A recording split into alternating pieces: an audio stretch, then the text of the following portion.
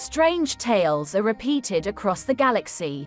In the laboratories of the Solar Federation, engineers claim that they have perfected the jump drive, allowing FTL travel faster than any other nation on the rain-swept streets of Enderium. Some whisper that Primarch Talos has taken leave to find Emperor Vitalian and throughout starports and salvage yards. It's claimed that a brotherhood of iron insurgents are infiltrating every level of Dwarven society. The most unbelievable story, however, might be that long ago, a nation of legendary warrior elves rose to challenge even the power of the Enderium Empire, and that some among their number still persist. Those residing in the southern expanse between forgotten outposts and far-flung colonies, there travel those who might be known as the Knights of Namerium.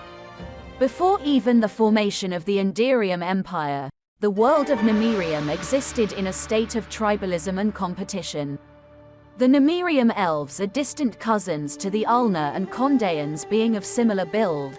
However, the star around their home planet was known to be excessively harsh, producing a large amount of ultraviolet radiation. But in a strange twist, the star emits less visual light, leading to the planet being a realm of perpetual twilight. The Dark Elves have dark grey skin to protect from the radiation, as well as bleached hair, adapting to their environment quite well. However, for any visitors to Namerium, they will be struck with lumos poisoning from the harsh light, without protective equipment. Eventually, Namerium could not contain the ambitions of the Dark Elves, leading the Knights of Namerium to turn their swords from one another against the wider galaxy. While nations such as the Enderium Empire launched their expansion by overwhelming numbers, the Union of Namerium was considerably different. They are widely known as champions and duelists, fighting by virtue of honor and chivalry, as well as tactical geniuses.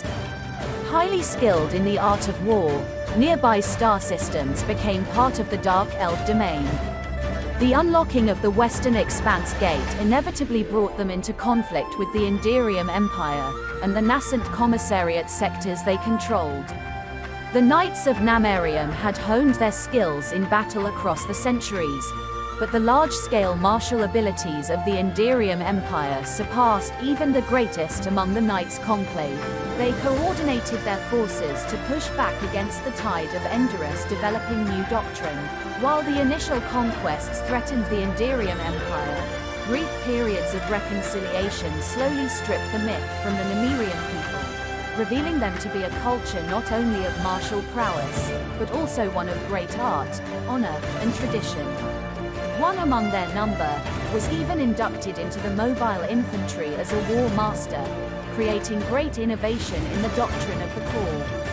With their expansion into the galaxy, the Elves of Namerium learned of their cousins, the Condaean League and the Ulnar Collective, leading to a brotherhood and kinship between the three elven nations. The Namerium power structure remains deeply hierarchical, with a single ruler granted the title of Lord Commander and entrusted with nearly unfettered authority. This title carries with it significant cultural and historical significance, and not all who have ruled the Union of Namerium have claimed it. Some have instead preferred to be known as Herita, Duchess, or Seigneur, rather than risk the loss of legitimacy that would occur should they claim the title of Lord Commander only to be deemed unworthy. Regardless of which title they claimed, directly beneath this individual existed a network of knightly clans and houses that the Lord Commander would have to coordinate either during times of war or peace. It is Namerium armor, however, that is most well known across the galaxy. Distinctive, beautifully crafted, unique armor plates and flexible plating with inbuilt gadgets have been associated with the Knights of Namerium since their first foray into the galaxy. Sets of armor, hundreds of years old, have been passed through the generations, modified and reformed, but forever imbued with the memory of blood, battles, and history, said to even have souls of their own, with some even imbued with archaeotech from the Archland Confederacy. Namerium battle armor was a major influence during the outfitting of many galactic powers, creating a design lineage that has persisted across the galaxy. Today the Union of Namerium is a minor power in the southern expanse, with many of their number finding work in other nations as mercenaries, bounty hunters, military advisors, or rangers. However, recently the Lord Commander of the Knights of Namerium has recalled many of the roaming conclaves to the border of their nation to prepare for what seems to be another war of shadow and iron.